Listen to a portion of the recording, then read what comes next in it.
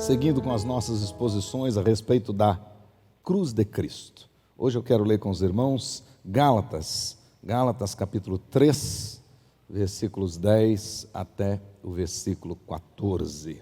Diz assim a palavra de Deus: todos quantos, pois, são da lei, são das obras da lei, estão debaixo de maldição. Porque está escrito: maldito todo aquele que não permanecer em todas as coisas escritas no livro da lei para praticá-las. E é evidente que pela lei ninguém é justificado diante de Deus, porque o justo viverá pela fé. Ora, a lei não procede da fé, mas aquele que observar os seus preceitos, por eles viverá. Verso 13. Cristo nos resgatou da maldição da lei, fazendo-se Ele próprio maldição em nosso lugar, porque está escrito: maldito todo aquele que for pendurado em madeiro, para que a bênção de Abraão chegasse aos gentios em Jesus Cristo, a fim de que recebêssemos pela fé o Espírito prometido. Meus queridos irmãos, já algumas mensagens atrás nós estamos tratando a respeito da cruz de Cristo.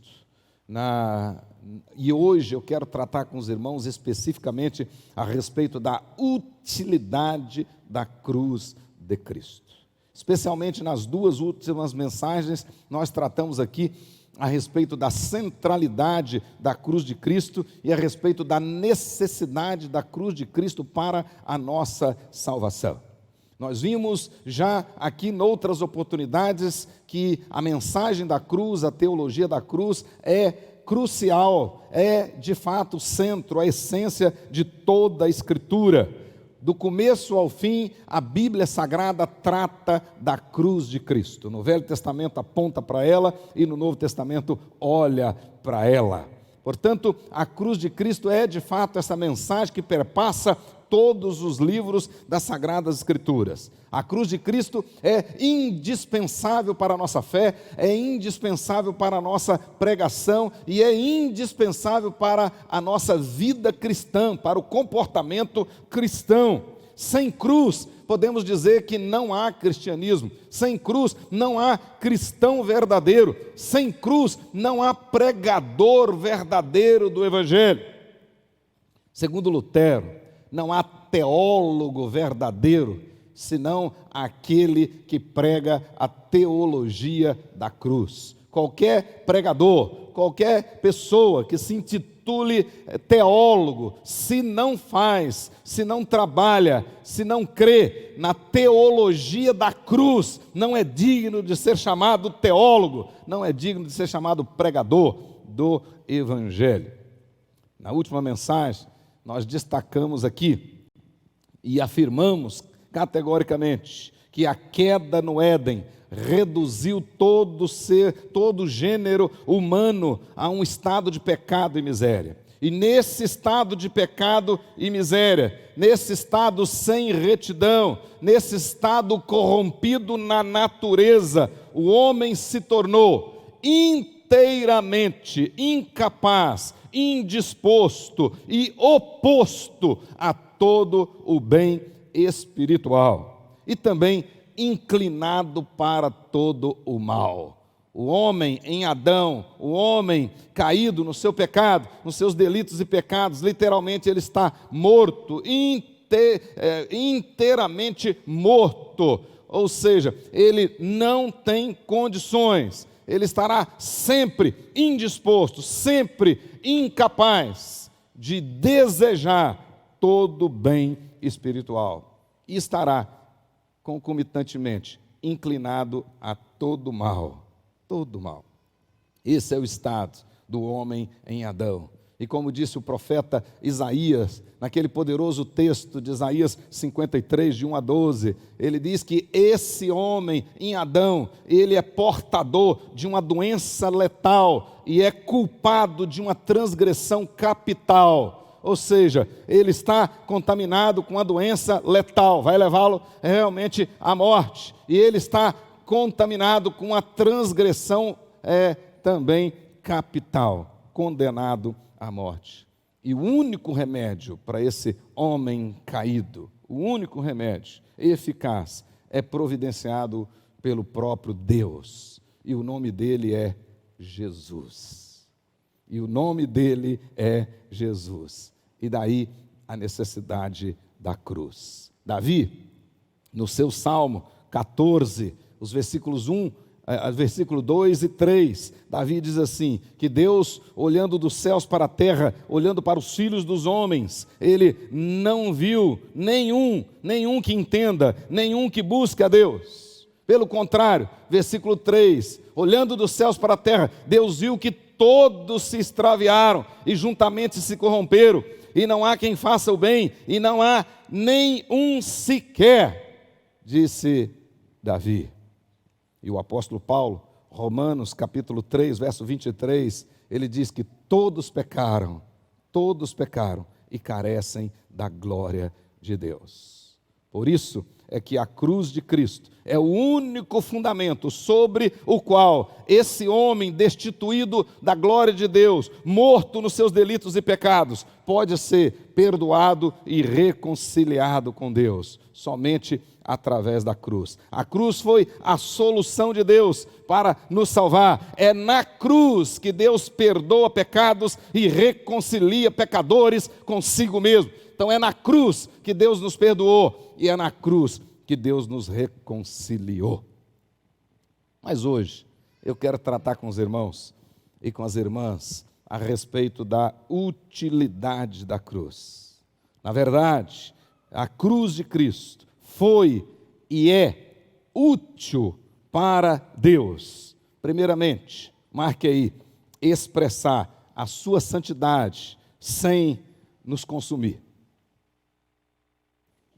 Então a cruz do Senhor Jesus, ela é útil para Deus expressar, revelar a sua santidade sem nos consumir, porque somos pecadores. Mas também a cruz do Senhor Jesus, ela foi e é útil para Deus expressar o seu amor sem tolerar os nossos pecados.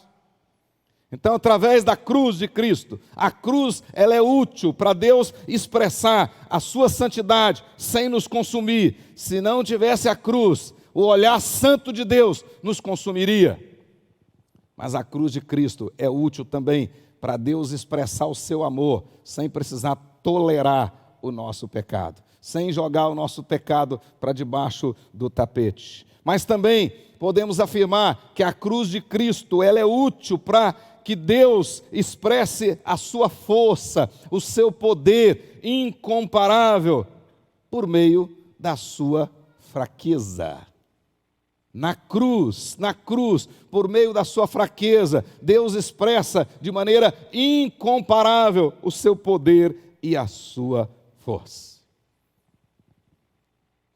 Mas além de tudo isso, nessa noite, de maneira especial, eu quero destacar duas utilidades incomparáveis da cruz de Cristo. Então, além dessas que eu acabei de falar, nós podemos destacar as seguintes utilidades da cruz de Cristo. Primeira delas, anote aí. Utilidade da cruz de Cristo: para Deus triunfar sobre o diabo, despojando e expondo publicamente ao desprezo. Em outras palavras, na cruz, Cristo venceu o diabo, humilhou, despindo de quaisquer poderes, e em cortejo triunfal o levou cativo, pisou a cabeça da serpente. A cruz foi e é útil para Deus triunfar sobre Satanás, sobre o diabo, seus anjos, seus seguidores, despindo-os de quaisquer poderes, despojando, como diz o texto de Colossenses, humilhando na cruz. Aqui, meus queridos irmãos, nós temos um ponto importantíssimo. Aqui nós temos um ponto indispensável no entendimento da teologia da cruz. Muito interessante, muito interessante.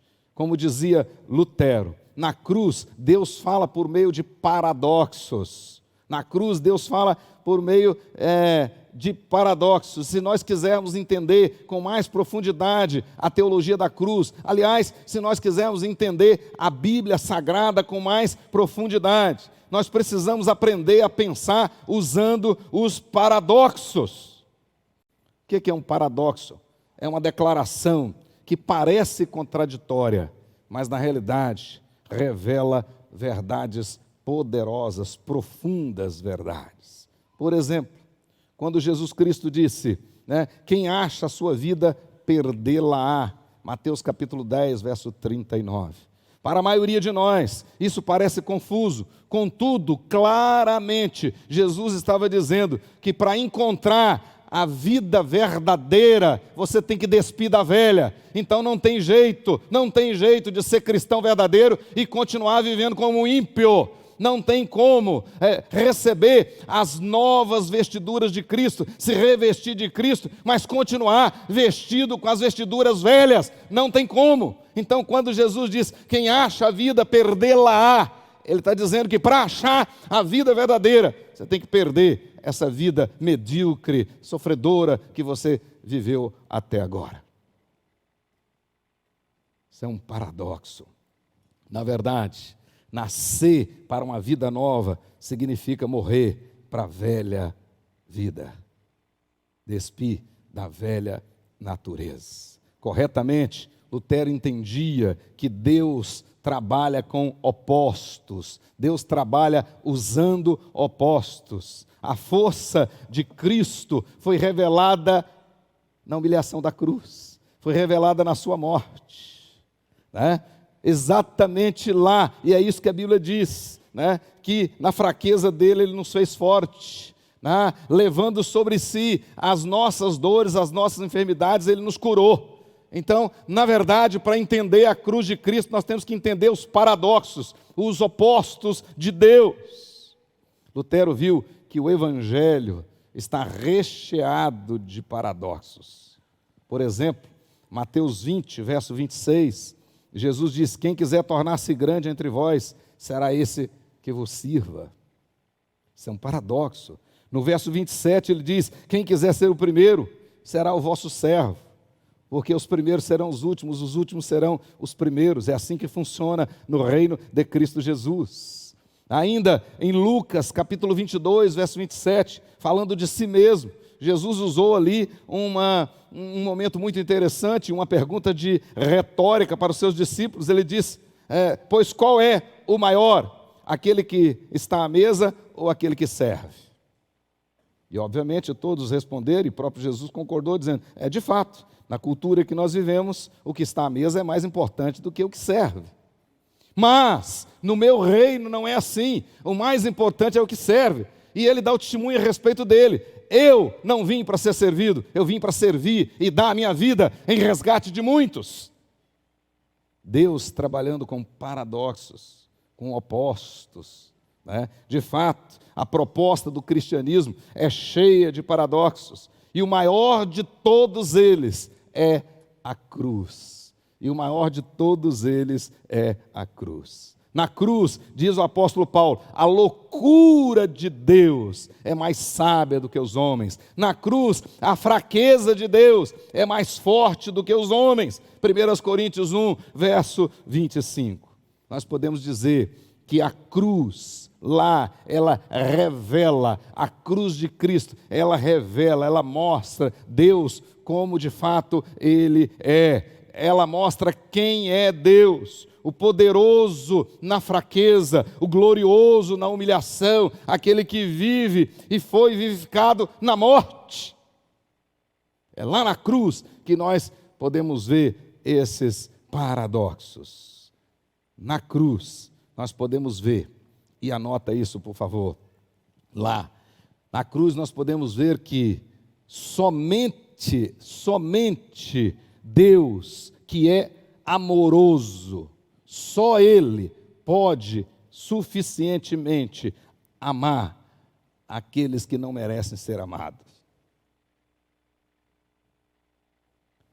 Na cruz, nós podemos ver que somente Deus é eterno o suficiente para ser tragado pelo tempo e pela morte, e ainda assim sobreviver e contar como foi. Na cruz, somente Deus é grande o suficiente para ganhar perdendo. Lá na cruz, é exatamente isso. Aquilo que era símbolo de derrota, aquilo que era símbolo de fraqueza, aquilo que era símbolo de vergonha, aquilo que era símbolo de dor, transformou-se em um instrumento vitorioso, de um instrumento que propagou uma vitória retumbante, poderosa. E aqui está a utilidade da cruz. Cristo triunfou sobre o diabo e sobre todos os demônios na cruz, despojando-os, expondo-os ao desprezo. Cristo literalmente desbaratou o inferno e impôs ao diabo uma derrota fragorosa, uma derrota vergonhosa. O texto de Colossenses diz que Deus o expôs ao ridículo, à vergonha, na cruz, e fez isso de maneira definitiva.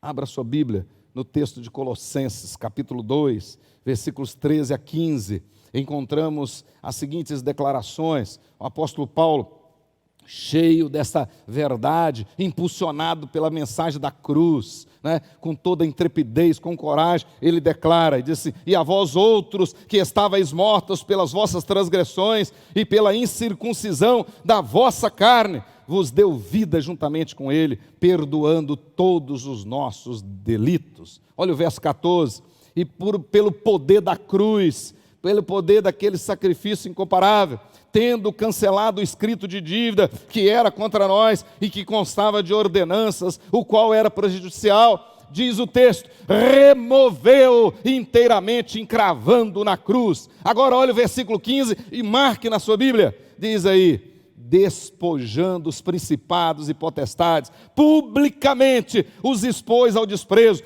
triunfando deles na cruz, aleluia.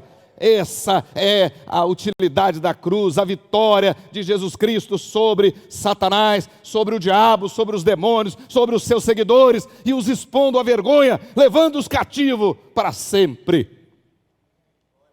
Essa é a utilidade da cruz. Agora, hoje, após a cruz, nós podemos declarar em bom e alto som: o diabo é um inimigo vencido. Os seus dias estão contados, sua sentença já está lavrada. O lago que arde com fogo e enxofre, no qual o diabo, os seus demônios, os seus seguidores serão lançados e para sempre atormentados dia e noite pelos séculos dos séculos. Esse local já está preparado. Jesus já venceu o inimigo na cruz. Já venceu. Por isso que a Bíblia diz que em Cristo nós somos mais que vencedores.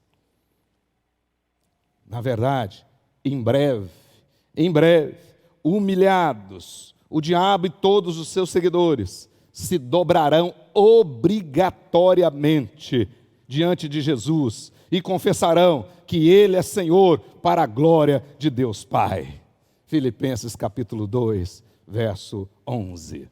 Na verdade, a obra de Jesus na cruz, e preste muita atenção nisso, a obra de Jesus na cruz não foi de maneira alguma, em absoluto, não foi para negociar com o diabo, absolutamente não. A obra de Jesus na cruz não foi para pagar uma dívida para o diabo, ou até mesmo pagar um resgate para tirar das mãos deles aqueles que ele levava cativo, nada disso. A obra de Jesus na cruz foi quando ele venceu o valente e assumiu o lugar que é dele, é devido a ele. Esse é o nosso Jesus, amém. Para isso, a cruz, a utilidade da cruz. Na verdade, Jesus não pagou nada para o diabo, não negociou nada com o diabo, não fez nada para satisfazê-lo, absolutamente. O que Jesus fez na cruz foi pagar o preço dos nossos pecados e pagou a Deus. E tomou tomou, é isso que o texto diz, tirou das mãos do inimigo aqueles que o Pai escolheu na eternidade. Na cruz, Jesus venceu o valente. Anote aí, Lucas capítulo 11, versículo 21 e 22. E arrebatou do jugo de Satanás os eleitos de Deus, tirando-os, conforme diz a Bíblia, Colossenses 1, verso 3, tirando-os do império das trevas e transportando para o seu reino, reino de amor. Então, meus queridos irmãos, a cruz foi útil, não para pagar um resgate ao diabo, mas para pagar a nossa conta. Não para satisfazer o diabo, mas para satisfazer a Deus. E aqui entra a segunda consideração. Qual a utilidade da cruz? Qual a utilidade da cruz? Para Deus triunfar sobre o diabo, despojando-o e expondo-o publicamente ao desprezo. Mas também, segunda grande utilidade, para satisfazer o próprio Deus. A cruz foi útil para satisfazer o próprio Deus. Primeiro, as exigências da sua santa lei. Segundo, a sua honra e a sua justiça afrontadas. E também para abrir o caminho para a expressão máxima do seu amor. Observe o nosso texto, Gálatas capítulo 3, versículo 13. O apóstolo Paulo diz aí claramente: Cristo nos resgatou. Cristo nos resgatou. Cristo, literalmente, Ele nos arrancou de lá, daquele lugar de trevas onde estava. Ele nos arrebatou das mãos do inimigo. Cristo nos resgatou também da maldição da lei. O texto diz, da maldição da lei, fazendo-se Ele próprio maldição em nosso lugar, porque está escrito: maldito todo aquele que for pendurado no madeiro. Paulo aí está citando Deuteronômio 21, versículo 23. Já vimos anteriormente, e esta é uma declaração de fé nossa, presbiteriana, que o pecado é qualquer falta de conformidade com a lei de Deus, é qualquer transgressão dela. E como disse o apóstolo Paulo, todos pecaram, Romanos 3, verso 23. E também como disse o profeta Oséias, 730 anos antes de Cristo, Oséias, capítulo 6, verso 7, ele diz: mas eles transgrediram a aliança como Adão, eles se portaram infielmente contra mim, disse Deus. E logo adiante, capítulo 8, verso 1 de Oséias, o profeta repete que eles, o povo, transgrediu a aliança com Deus. O texto diz: transgrediram a minha aliança e se rebelaram contra a minha lei. Assim, por causa do pecado e porque todos pecaram, o homem perdeu a imagem de Deus no seu sentido restrito e ficando por causa disso sujeito às penalidades da morte. A morte nos seus três aspectos: a morte espiritual, a morte física e a morte eterna. E em virtude disso, o homem tornou-se culpado e corrupto, conforme nós já aprendemos aqui. Ou seja, a posição do homem perante a lei é de culpado. Ele está culpado, está condenado, como diz o texto, debaixo de maldição. Mas a condição desse homem, por causa do pecado que está nas entranhas dele, no coração dele, a condição desse homem diante da lei é uma condição de corrupção. Então não tem nada nele que vai levá-lo a algum bem espiritual. Pelo contrário, vai conduzi-lo para longe de Deus cada vez mais. Por isso que a Bíblia diz: um abismo puxa outro abismo. Pois bem, em outras palavras, por causa daquela transgressão, porque o homem não conseguiu cumprir a lei de Deus, por causa daquilo, o homem, ele está em débito, ele tem uma dívida com o seu Criador, e ele não tem como, ou seja, ele não tem recursos para pagar essa dívida, mas ele também não tem condições, ou seja, habilidades para pagar essa dívida. Então ele não tem nem recursos e nem habilidades, ele não tem como e ele não tem condições. Por outro lado, também nós sabemos que a lei não pode ser quebrada sem a devida punição do infrator. Então, olha a situação nossa antes de Cristo. Olha a situação do homem sem Cristo. Ele tem uma dívida com seu Criador, e ele não tem como pagar essa dívida, ele não tem recursos para pagar essa dívida, e ele não tem habilidades para pagar essa dívida. Portanto, ele não tem condições de pagar essa dívida. Ele está debaixo de maldição, ele está debaixo de condenação, ele é um infrator, ele está condenado. Essa é a verdade. E o que piora mais ainda a situação é que a lei de Deus, ela não pode ser quebrada sem a devida punição. Ele tem que ser punido, porque ele quebrou a lei. Observe bem, por 17, esse assunto é tão sério, que Moisés, inspirado pelo Espírito Santo de Deus, 17 vezes, Moisés alertou o povo e disse que o infrator da lei será considerado maldito, debaixo de maldição. Observe bem que somente no capítulo 27 de Deuteronômio, quando eles já estavam prestes a entrarem na terra prometida, já estava vendo a terra prometida de longe, e Moisés então, por orientação de Deus, começa a repetir toda a lei, todas as orientações, explicando todas as coisas de maneira detalhada. Quando chega aí nesse capítulo 27, por 12 vezes, só no capítulo 27, Moisés disse, olha, cuidado, porque aqueles que quebrarem a lei, aqueles que infringirem a lei, esses estarão debaixo de maldição, serão malditos. No nosso texto, no versículo 10, o apóstolo Paulo afirma que Cristo nos resgatou da maldição da lei. Olha aí no versículo 10, capítulo 3 de Gálatas, ele está dizendo que Cristo nos resgatou da maldição da lei. Eu não teria condições de sair de lá, não teria condições de pagar a minha dívida, e também não teria habilidades para me oferecer, para receber a justa punição do Senhor e me livrar. Não. Aí Paulo diz, Cristo nos resgatou da maldição da lei, fazendo-se Ele próprio maldição em nosso lugar. Verso 13. O que nós temos aqui, meus queridos irmãos, olha bem para o texto. O que nós temos aqui? Nós temos aqui o seguinte, preste atenção, a lei do Senhor é perfeita e não pode ser quebrada. Não pode ser melhorada, não pode ser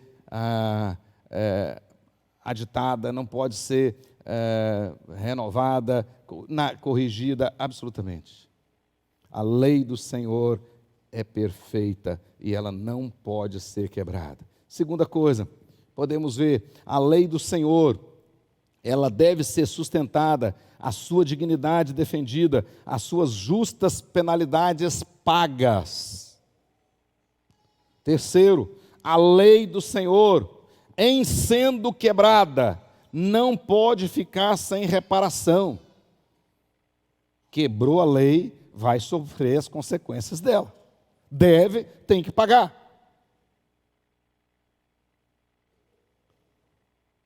Mas também nós podemos observar que a lei do Senhor, por ser perfeita, santa, justa, ela tem que ser satisfeita. Ela tem que ser satisfeita, ou através do cumprimento, ou através de receber a punição. A lei do Senhor tem que ser satisfeita. Até Jesus, até a cruz, a lei triunfou. Deuteronômio 27, verso 26, diz que maldito será quem não puser em prática as palavras da lei. Está escrito textualmente. Quem não colocar em prática as palavras da lei será maldito. E nós já vimos aqui Davi falando que Deus olhou dos céus para a terra e não viu nenhum justo, todos se extraviaram, ninguém conseguiu cumprir a lei. O apóstolo Paulo também diz que até Jesus, nenhum sequer conseguiu praticá-la totalmente. E aqui mais uma vez, entra a utilidade da cruz. E raciocine comigo. Deus, mesmo amando os seus eleitos e desejando salvá-los, Ele não poderia desconsiderar o fato de que eles eram malditos. E, portanto, não poderia salvá-los mediante a violação da lei que justamente os condenou. Como eu disse anteriormente, mesmo amando os seus eleitos, desde toda a eternidade, Deus não poderia salvá-los desconsiderando a situação em que eles estavam. Deus não poderia salvá-los desconsiderando a situação de maldição.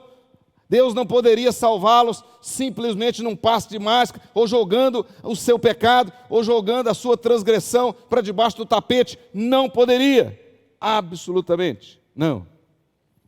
Em outras palavras, a santa maldição paira sobre todo o pecado, e todos os pecadores merecem a punição. E nesse caso a punição é a morte. A Bíblia diz claramente, porque o salário do pecado é Romanos 6, 23, porque o salário do pecado é a morte. E Ezequiel 18:4 diz lá, a alma que pecar, essa morrerá. A alma que pecar, essa morrerá. Assim, o Deus de amor não poderia salvar os seus eleitos ao custo da sua justiça. Não poderia. Porque o Deus de amor também é justo. É justo. Por isso é que eu não canso de dizer aqui, que o chamado de Deus é para todos. E Ele chama todos, mas Ele não aceita tudo. Ele não aceita tudo. Pois bem, nós podemos ver claramente aí, nessas verdades, a utilidade da lei, da cruz. Deus, sendo justo, não poderia simplesmente ignorar o pecado. Ele, se assim agisse, se Ele não punisse a injustiça, Ele estaria cometendo uma injustiça e ao mesmo tempo endossando a desobediência. Então Ele teria cometido uma injustiça e estaria endossando a desobediência. Por isso, Ele não poderia passar a mão na cabeça do eleito, mesmo por causa do seu amor. Não poderia. Se Deus, agora olha que raciocínio interessante, se Deus não fosse justo, na verdade, não haveria nenhuma exigência para o sofrimento e a morte do seu filho, para a salvação dos seus eleitos. Jesus só foi para a cruz e só precisou sofrer e morrer para salvar os eleitos de Deus, por causa da justiça de Deus. Se Deus não fosse justo, Ele não precisaria ter ido para lá. Deus poderia ter perdoado o homem, ignorando a sua situação, ignorando a sua lei. Por outro lado, se Deus não fosse amoroso, então preste bem atenção, se Deus não fosse justo, não haveria a exigência de satisfazer nada na lei, e Jesus não precisava ter morrido na cruz. Mas por outro lado, se Deus não fosse amoroso, também não haveria a disposição do seu filho de sofrer e morrer pelos eleitos. Jesus, voluntária e ativamente, só decidiu morrer pelos eleitos por causa do amor. Se não fosse amoroso, também Jesus não teria vindo. Olha que situação. E aí está a utilidade da cruz. Na cruz, nós podemos ter a perfeita obediência do nosso Senhor Jesus. Jesus perfeitamente obedeceu à lei na sua vida e perfeitamente obedeceu à lei na sua morte. Então observe bem claramente, quer na sua conduta, quer na sua missão, Jesus obedeceu à lei. Na sua vida, no seu dia a dia, Ele cumpriu a lei cabalmente. Cabalmente. E a Bíblia diz que Ele não pecou, mas mesmo não tendo pecado, Ele se ofereceu em favor dos escolhidos de Deus. E Ele fez isso de maneira ativa, de maneira voluntária. Portanto, Ele se fez maldito para receber a maldição da lei, o castigo da lei. Como diz o profeta, o castigo que nos traz a paz estava sobre ele. Esteve sobre ele. Ele, como substituto, assumiu o nosso lugar e recebeu a nossa punição. E aí nós temos a utilidade da cruz para satisfazer totalmente as exigências da lei. E na cruz, Jesus satisfaz totalmente as exigências da lei. Mas também para satisfazer o próprio Deus, satisfazer a sua honra, satisfazer a sua justiça, satisfazer a sua santidade. Porque a honra, a santidade, a justiça de Deus foram ofendidas com o nosso pecado. E na cruz, então, sofrendo as consequências do nosso pecado, a punição pelos nossos pecados, Jesus, então, agora satisfaz. A honra de Deus é reparada, a justiça de Deus é reparada, a santidade de Deus é reparada. Daí a necessidade da cruz, para satisfazer as exigências da lei, mas também para satisfazer o próprio Deus. O próprio Deus. Na vida de Jesus, a cruz foi útil e através dessa cruz, Jesus, ele mostra a sua dupla satisfação. Ele satisfaz cumprindo toda a lei. Então ele satisfaz as exigências dela. Mas ele satisfaz também a justiça de Deus quando ele oferece ao Senhor um sacrifício perfeito. Propiciatório no nosso lugar, que aplacou a ira de Deus. Isso que a Bíblia ensina para nós. Então, a cruz foi útil para satisfazer o caráter perfeito e imutável de Deus. A cruz foi útil para verdadeiramente absorver aquela condenação que era contra nós. Contra nós. Lá na cruz, Jesus repara toda a lei de Deus. Foi reparada pelo sacrifício de Jesus. Mas para encerrar, a utilidade dessa cruz também foi para expressar o amor de Deus. Deus não se contentou apenas com a reparação da sua justiça, não, com o cumprimento da sua lei perfeita, nada disso. Para mostrar o seu amor, Deus não descansou com a maldição que pairava sobre toda a humanidade pecaminosa. Não. Por causa do seu amor, Deus envia o seu próprio Filho como substituto para morrer no lugar dos seus eleitos, para carregar essa maldição no nosso lugar. Versículo 13 do nosso texto diz lá: Cristo nos resgatou da maldição da lei, fazendo-se Ele próprio maldição no nosso lugar. E aí, João completa todo esse ensinamento poderoso, maravilhoso. 1 de João, capítulo 4, verso 10. Ele diz assim: e nisto consiste o amor.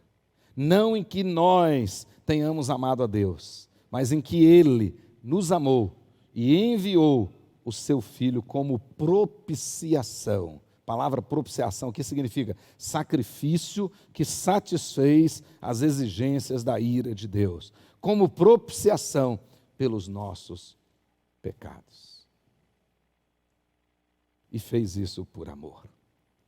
Nós podemos concluir dizendo que a cruz foi útil. Na verdade, a cruz foi a solução de Deus para conciliar o seu amor com a sua justiça, para despojar e triunfar sobre os principados e potestades, ou seja, sobre o diabo, para satisfazer as exigências da lei que fora transgredida, também para satisfazer a honra, a justiça, a santidade de Deus que foram ofendidas pelo pecado, aplacando assim a ira de Deus. Mas podemos encerrar dizendo que a cruz também foi útil para responder aos eleitos com amor, sem ser incoerente com o seu caráter. A cruz foi útil para Deus responder aos eleitos, a nós, com amor, sem ser incoerente com o seu caráter, que é santo, imutável e perfeito. Então, na cruz,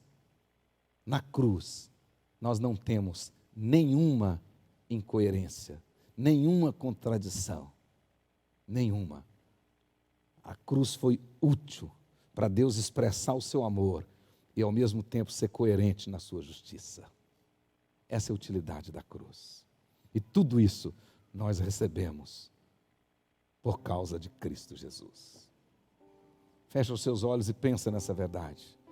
Pense nessa realidade. Nós estávamos mortos nos nossos delitos e pecados. E o homem antes de Cristo, o homem sem Cristo, antes do seu encontro com Jesus, esse homem, ele está nessa condição. Diante da lei, a sua posição é de condenado. Ele está condenado diante da lei. Então não tem como, não tem escapatória para ele. E a sua condição é de corrupto. Ele não tem forças para resolver o problema por si mesmo. Então ele precisa de Jesus.